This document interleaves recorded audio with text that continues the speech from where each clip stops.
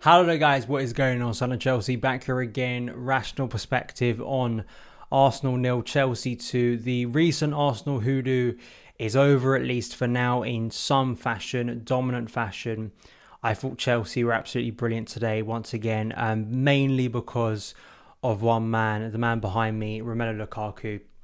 Astonishing performance. The dream debut or the dream return for Lukaku, it couldn't have gone much better.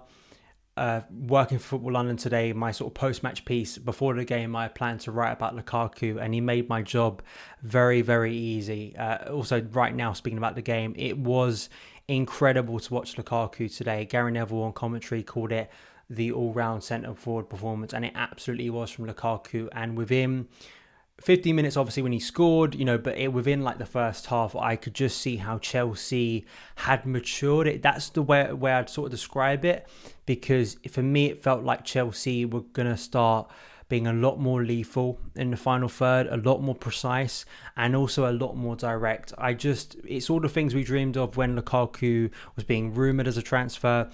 How he could open up a lot of doors for Chelsea. Instantly, Reece James getting an assist. I think that was very telling, the way him and Reece, especially Reece, all the space he had on Arsenal, sort of the left of their defence with Tierney sort of dropping in. It was wonderful to see, of course, him set up Lukaku. I think he could have set up Lukaku not long after in sort of a very similar move. I think I may have said this. I think that Reece James will become Chelsea's, biggest creator this season because of Lukaku. And that's one on the board already. And I think there could be more in the coming weeks, because Lukaku, just the way it was a variety of things. The way he absolutely, ate that Arsenal defence for breakfast. That's the only way to describe it. He absolutely obliterated them. I mean, Pablo Mari, the way he just shrugged him off, threw him to the ground. It reminded me of Eden Hazard. Francis Coquelin sort of did, the spin and fell to the ground. Kind of that type of moment, if you want to put it in a Chelsea-Arsenal context.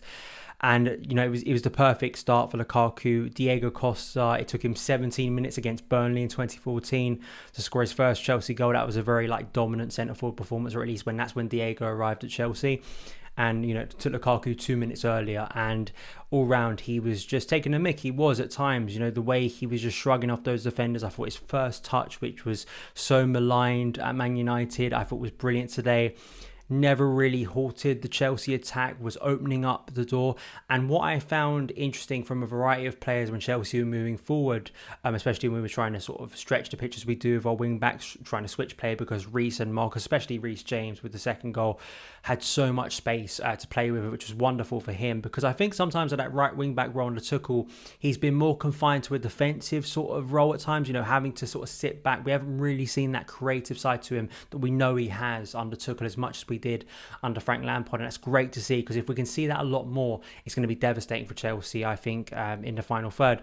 But I just felt that Chelsea, there was a vision and there was kind of a direct sort of urgency to the way we played. There were so many times when maybe last season or before Lukaku returned, where you'd see a Chelsea player maybe in central midfield, or maybe it was one of the centre-backs moving forward, would look towards the attacking players, but there wasn't that clear option to play direct into the feet of someone. Today there was, and once again, whenever that ball went into the feet of Lukaku, and he had, whether it was Mari most of the time, who was devastating against today, or Holding, whoever it was going up against Lukaku, you could hear the Arsenal fans groan, very nervously, scared that he got the ball. But it felt like Chelsea's attacks came alive.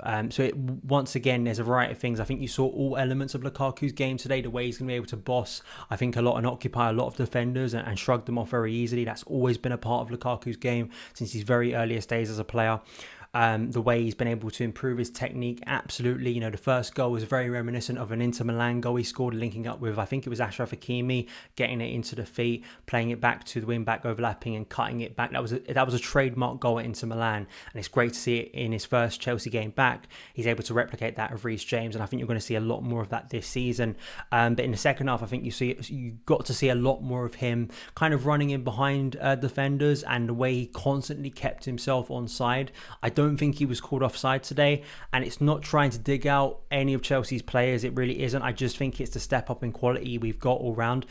It's the football intelligence that Lukaku has. The best strikers in the world, Robert Lewandowski, Harry Kane, Romelu Lukaku, these are players who there's a reason they're constantly on side. There's a reason they're constantly in the right position. It's because they're just the best at it, and I think that you just saw the levels and the standards that Lukaku was setting today, and it fills you with so much excitement going into the rest of the season where Chelsea can go with a guy like Lukaku up top. So we could spend all this review speaking about Lukaku because it was a dream performance and it was just wonderful to see. It brought back images of Didier Drogba against Arsenal, of Diego especially.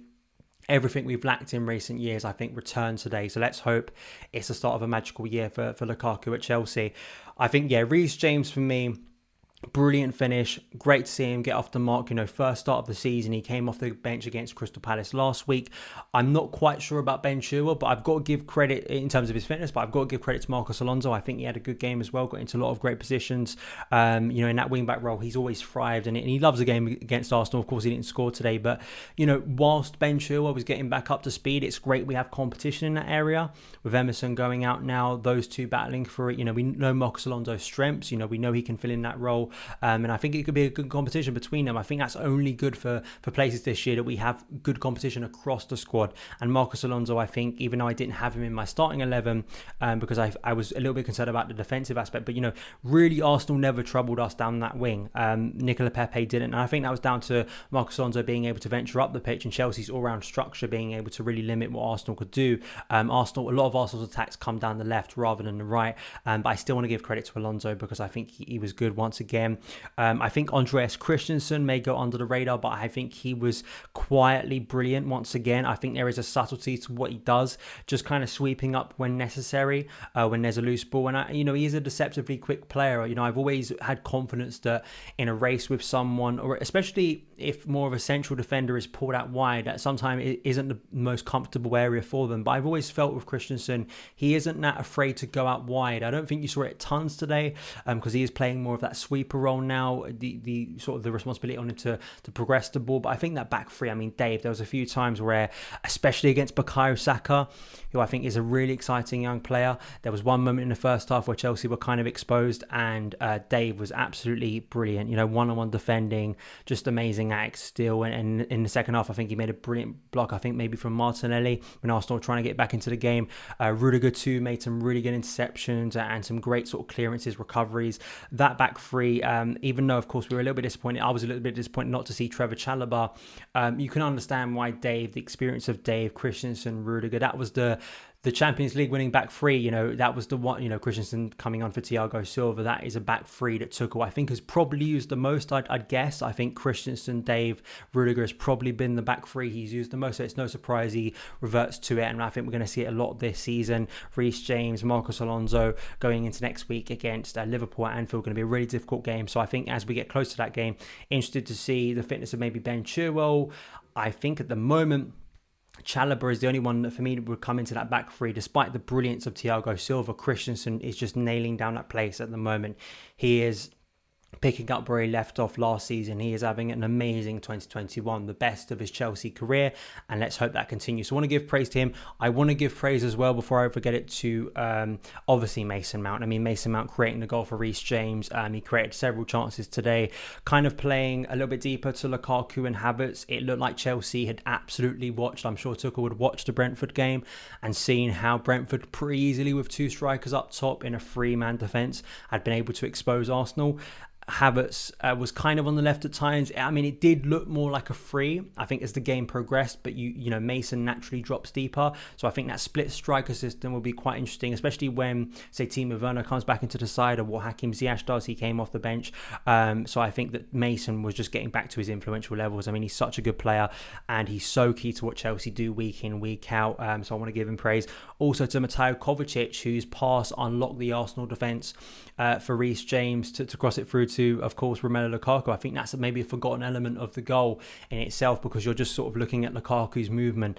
But I think that Kovacic, that kind of ball, that is where, if he can improve in the final third, his passing, That's always been sort of that's the most frustrating element of Mateo Kovacic for me. It's kind of in that middle phase. I think he can be brilliant the way he's able to kind of get through presses and kind of get out of tight areas with his good dribbling ability and technique. It's that final piece of the jigsaw in his game where it's that devastating pass that unlocks a defence. Right, he doesn't get the assist, but that creates the goal in itself. So I've got to give praise to Mateo Kovacic right here, because I think he absolutely deserves it.